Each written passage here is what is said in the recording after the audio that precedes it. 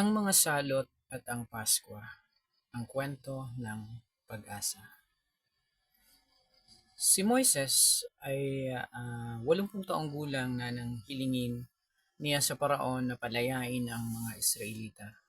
Gayunpaman, ang labanan ay hindi sa pagitan ng dalawang ito, ngunit sa pagitan ng Panginoong Diyos at mga Diyos-Diyosan ng Ehipto. Sinabi ni Moises kay Paraon, "Nais ng Panginoong Diyos na palayain mo ang kanyang mga tao at sambahin siya sa disyerto." Sumagot si Paraon, "Sino itong Panginoong Diyos na dapat kong sundin? Hindi maaari." Mas pinahirapan pa niya ang kanilang trabaho bilang parusa. Ginawa ni Moises ang paghahagis ng tungkod upang gawing ahas na himala, ngunit matigas ang ulo ni Paraon na palayain ang mga tao. Kaya't sinabi ng Diyos kay Moises na kunin ang kanyang tungkod at sabihin sa Paraon na kung hindi sila papayagang umalis, hahampasin niya ang ilog Nilo, isa sa mga Diyos ng Ehipto, at gagawin itong dugo. Babaho ang ilog Nilo, mamamatay ang mga isda, ang mga tao ay magkakasakit. Binalaan ni Moises si Paraon, ngunit hindi siya nakinig. Kaya't hinampas ni Moises ang ilog at nangyari ang lahat ayon sa sinabi ng Diyos, na nagpakita ng otoridad ng Diyos kay Hapi, Diyos ng Nilo, o kay Osiris, Diyos ng mga halaman, at higit kay Hatmet, ang Diyosa ng isda. Iginit ni Moises na palayain ang mga tao at bigyan ng babala. Tumagi si Paraon. Dinala ng Diyos ang salot sa pamamagitan ni Moises sa bawat pagkakataon at ipinapakita ang kanyang kapangyarihan sa mga huwad na Diyos. Pagkatapos ng salot sa ilog Nilo na ginawang dugo ang tubig, pinahirapan ng Diyos ang mga Ehipsyo ng mga palaka. Kahit saan, ipinakita ng Diyos na kaya niyang magdala ng mga palaka at alisin ang mga ito, na nagpapakita ng tagumpay ni Heket, ang ulo ng palaka na diyosa ng kapanganakan. Pagkatapos ay dumating ang mga niknik, kasing kapal ng alikabok. Pagkatapos ay sinira ng mga pulutong ng langaw ang lupain.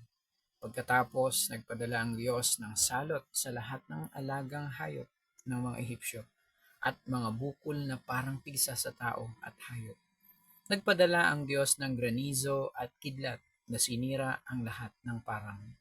Pagkatapos, napakaraming balang ang dumating na hindi pa nakikita o makikita pang muli. Sa bawat pagkakataon ay pinapakita ng Diyos ang kanyang higit na kahusayan sa mga huwad na Diyos ng Ehipto. Sa wakas, iniunat ni Moises ang kanyang kamay sa langit at ang Diyos ay nagpadala ng lubos na kadiliman sa buong Ehipto sa loob ng 3 araw. Walang makagalaw. Sira, ang Diyos ng araw noon, ay natalo sa pagkakataong ito. Tinawag ni Paraon si Moises at sinabi, "Humayo kayo sa pagsamba sa Panginoon.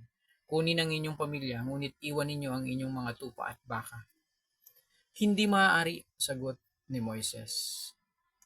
"Dapat naming kunin ang aming mga hayop upang ihandog sa Panginoon naming Diyos." Matigas ang ulo ni Paraon. Sumigaw siya, "Lumabas ka at manatili sa labas. Hindi ko gustong makita." Sinabi ng Diyos kay Moises tungkol sa isa pang salot na dadalhin niya sa mga Ehipsyo. Kaya bago siya umalis sa harapan ni Paraon sa huling pagkakataon, sinabi ni Moises, "Narito ang mensahe ng Diyos. Sa hating gabi ay dadaan ako sa Ehipto, at ang bawat panganay ay mamamatay mula sa anak ni Paraon na nakaupo sa trono, sa panganay ng pinakamahirap na aliping babae. Mamamatay din ang panganay ng baka. Malakas na panaghoy ang magwawakas sa Ehipto. Gayunpaman, walang sino man ang mag-aalok ng pinakamaliit na pagtutol sa Israel kapag sila ay umalis. Sa katunayan, ang iyong mga opisyal ay luluhod at makikiusap sa kanila na umalis. Ito ay para ipakita sa iyo ang pagkakaiba na ginawa ko sa pagitan ng Ehipto at Israel." So, Osiris ay isang mahalagang iginagalang ng Diyos ng Ehipto. Ito ay nakakatakot na Diyos ng kamatayan. Sa salot na ito, malapit nang ipakita ng Panginoong Diyos na siya lamang ang tunay na Diyos ng buhay at kamatayan. Ang Diyos ay may mensahe para sa mga Israelita. Ito ang sinabi kay Moises, "Sabihin mo sa buong komunidad ng Israel na sa ika-10 ng buwan, ang bawat pamilya ay dapat pumili ng isang taong gulang, malusog na lalaking tupa na walang depekto, aalagaan nila ito hanggang sa ika-14 na buwan, kung kailan nila papatayin ang tupa sa takip siling. Pagkatapos, isawsaw ang isang bungkos ng hisopo sa dugo. Dapat nilang ikalat ang dugo sa mga gilid at tuktok ng balangkas ng pintuan ng bahay kung saan kakainin nila ang tupa. Kakainin nila ang karne, inihaw sa apoy, kasama ng mga mapait na halamang gamot at tinapay na walang dibadura. At narito kung paano nila ito kakainin, nakadamit para maglakbay na may hawak na tungkod, kainin ninyo ng mabilis. Ito ang Pasko ng Panginoon. Sa gabing iyon ay dadaan ako sa Ehipto at papatayin ko ang bawat panganay at bibigyan ng kahatulan ang lahat ng mga Diyos-Diyosan ng Ehipto. Ako ang Panginoon. Kapag nakita ko ang dugo sa mga barandalan ng pinto, lalampas ako.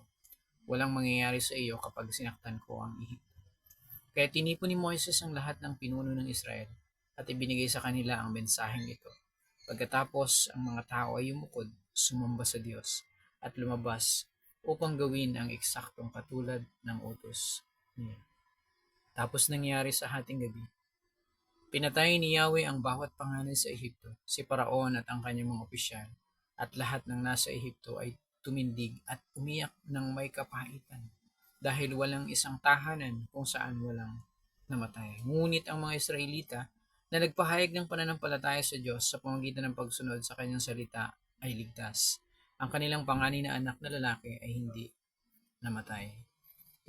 Pinatawag ng Paraon sina Moises at Aaron at sinabi, "Bumangon ka, umalis na kayong lahat, kunin mo ang iyong mga kawan at bakahan at humayo ka sa pagsamba sa Panginoon ninyo. Ngunit hilingin mo sa Diyos na maging mabait sa akin." Amen. Pagpalain po tayo ng Panginoon. Magandang araw po muli sa ating lahat.